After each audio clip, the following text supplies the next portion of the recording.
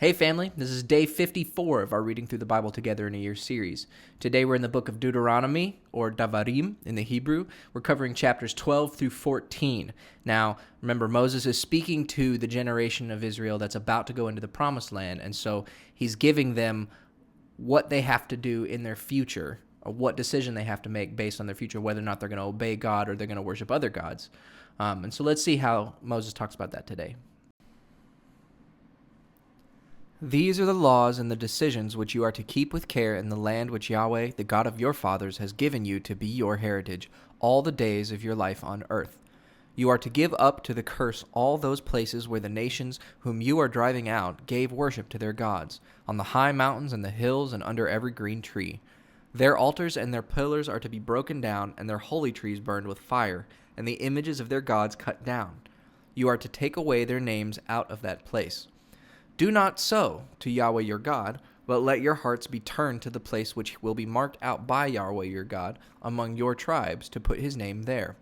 And there you are to take your burnt offerings and other offerings, and the 10th part of your goods, and the offerings to be lifted up to Yahweh, and the offerings of your oaths, and those which you give freely from the impulse of your hearts, and the first births among your herds and your flocks. There you and all your families are to make a feast before Yahweh your God, with joy in everything to which you put your hand, because Yahweh has given you his blessing. You are not to do things then in the way in which we do them here, every man as it seems right to him. For you have not come to the rest and the heritage which Yahweh your God is giving you. But when you have gone over Yarden and are living in the land which Yahweh your God is giving you as your heritage, and when he has given you rest from all those on every side who are fighting against you, and you are living there safely, then there will be a place marked out by Yahweh your God as the resting place for his name.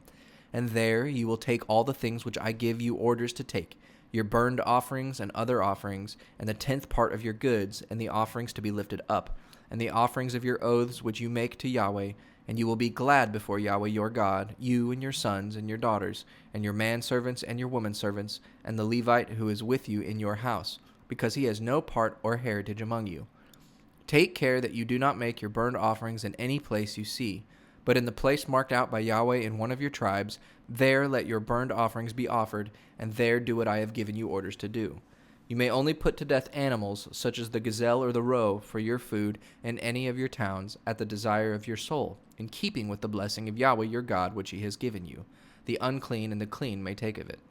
But you may not take the blood for food. It is to be drained out on the earth like water. In your towns you are not to take as food the 10th part of your grain, or of your wine or your oil, or the first births of your herds or of your flocks, or anything offered under an oath, or freely offered to Yahweh, or given as the lifted offering.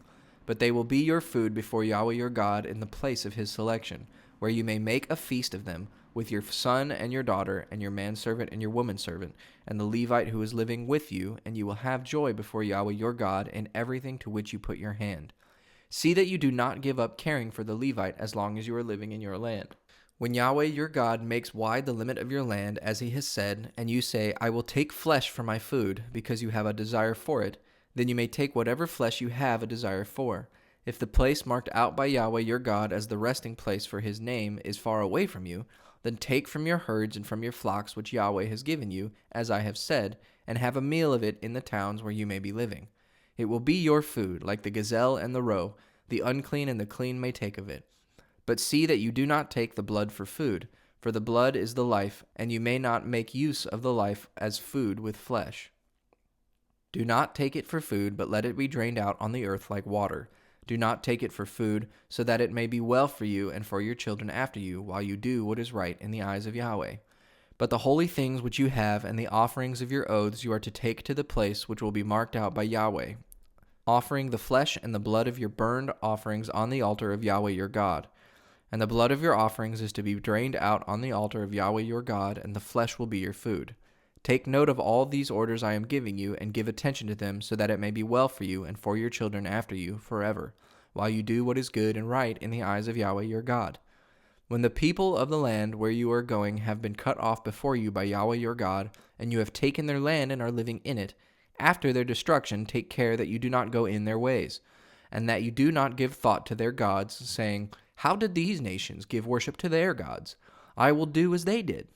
Do not so to Yahweh your God, for everything which is disgusting to Yahweh and hated by him they have done in honor of their gods, even burning their sons and daughters in the fire to their gods. You are to keep with care all the words I give you, making no addition to them and taking nothing from them. If ever you have among you a prophet or a dreamer of dreams, and he gives you a sign or a wonder, and the sign or the wonder takes place, and he says to you, Let us go after other gods which are strange to you, and give them worship, then give no attention to the words of that prophet or that dreamer of dreams. For Yahweh your God is testing you to see if all the love of your heart and soul is given to him. But keep on in the ways of Yahweh your God, fearing him and keeping his orders and hearing his voice, worshiping him and being true to him. And that prophet or that dreamer of dreams is to be put to death.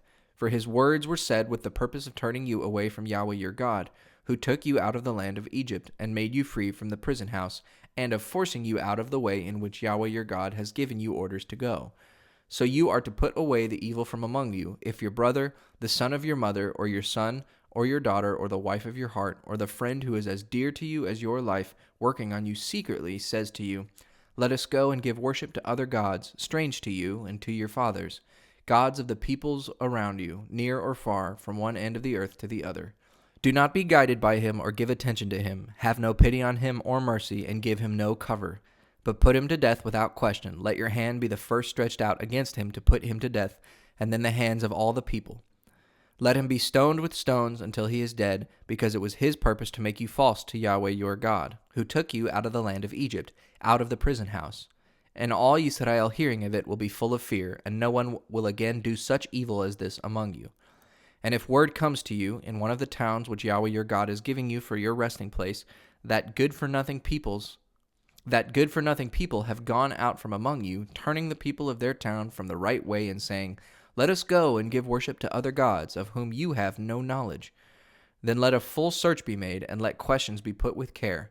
And if it is true and certain that such a disgusting thing has been done among you, then take up arms against the people of that town and give it up to the curse, with all its cattle and everything in it, and take all the goods into the middle of its open space, burning the town and all its property with fire as an offering to Yahweh your God. It is to be a waste forever. There is to be no more building there. Keep not a thing of what is cursed for yourselves, so Yahweh may be turned away from the heat of his wrath, and have mercy on you and give you increase, as he said in his oath to your fathers, so long as you give ear to the voice of Yahweh your God. And keep all his orders which I give you today, and do what is right in the eyes of Yahweh your God. You are the children of Yahweh your God. You are not to make cuts on your bodies, or take off the hair on your brows in honor of the dead. For you are a holy people to Yahweh your God, and Yahweh has taken you to be his special people out of all the nations on the face of the earth. No disgusting thing may be for your food. These are the beasts which you may have for food, the ox, the sheep, and the goat, the hart, the gazelle, and the roe, the mountain goat, and the pygarg, and the antelope, and the mountain sheep. Any beast which has a division in the horn of its foot, and whose food comes back into its mouth to be crushed again, may be used for food. But even among these, there are some which may not be used for food, such as the camel, the hare, and the coney, which are unclean to you, because, though their food comes back, the horn of their feet is not parted in two. And the pig is unclean to you, because, though it has a division in the horn of its foot, its food does not come back. Their flesh may not be used for food, or their dead bodies touched by you. And of the things living in waters you may take all those who have wings for swimming, and skins formed of thin plates. But any which have no skin plates or wings for swimming you may not take. They are unclean for you. All clean birds may be used for food, but these birds you may not take: the eagle and the gier eagle and the osprey, the falcon and the kite, and birds of that sort, every raven and all birds of that sort, and the ostrich and the nighthawk and the seahawk and birds of that sort, the little owl and the great owl and the water hen, and the pelican and the vulture and the cormorant, the stork and the heron and the birds of that sort, and the hoopoe and the bat. Every winged thing which goes flat on the earth is unclean to you, and may not be used as food. But all clean birds you may take. You may not have as food anything which has come to a natural death. The man from another country who is living with you may take it for food, or you may get a price for it from one of another nation. For you are a holy people to Yahweh your God. The young goat is not to be cooked in its mother's milk. Put on one side 1/10 of all the increase of your seed, produced year by year, and make a feast before Yahweh your God in the place which is to be marked out, where his name will be forever. Of the 10th part of your grain and your wine and your oil, and the first births of your herds and your flocks, so that you may have the fear of Yahweh your God in your heart at all times. And if the way is so long that you are not able to take these things to the place marked out by Yahweh your God for his name, when he has given you his blessing because it is far away from you, then let these things be exchanged for money, and, taking the money in your hand, go to the place marked out by Yahweh your God for himself. And with the money get whatever you have a desire for, oxen or sheep or wine or strong drink, whatever your soul's desire may be, and make a feast there before Yahweh your God, and be glad, you and all your house. And give a thought to the Levite who is living among you, for he has no part or heritage in the land. At the end of every 3 years, take a 10th part of all your increase for that year, and put it in store inside your walls. And the Levite, because he has no part or heritage in the land, and the man from a strange country, and the child who has no father, and the widow who are living among you, will come and take food and have enough, and so the blessing of Yahweh your God will be on you in everything you do. So as we dive into this middle section of Deuteronomy, which is a bunch of different laws for Israel in the Promised Land, it starts off with some sanctuary stuff, some Levitical law that we've seen already, and some clean and kosher laws when it comes to eating and animals. But that part right in the middle, right, chapter 13, is all about not turning to other gods, and it's some pretty graphic, intense things. God is very serious that he does not want Israel to turn to the gods of the land that they're going into, right? Because the things that the people do in order to worship their God and how they live their life are disgusting in the sight of Yahweh. So this is very important, is that Yahweh has a very particular, very strong stance against other God worship. And it's not just because, well, I'm Yahweh, I should get your worship just simply by the fact that I deserve it. While that's true, that's not the only reason. If that were the only reason, that might be a little bit narcissistic. But it is true here that God is concerned that they're going to worship the other gods and therefore live out a life that's unworthy of humanity, right? He does not want them to give into the practices that are involved with the worship of the other gods. So that's an interesting thing to think about, right? Take that to our own context. Why do we only worship God and we don't worship other gods, and we don't worship money, and we don't worship sex, and we don't worship high social status and all these things, right? Like, what's the purpose? You're like, oh, because it's wrong. It's like, yes.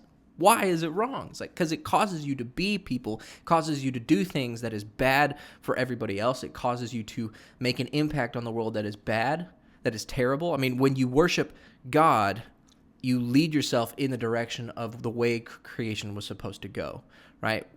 God doesn't want you to worship other things, and he wants you to worship him, because worshiping him is the best way that a human being can exist.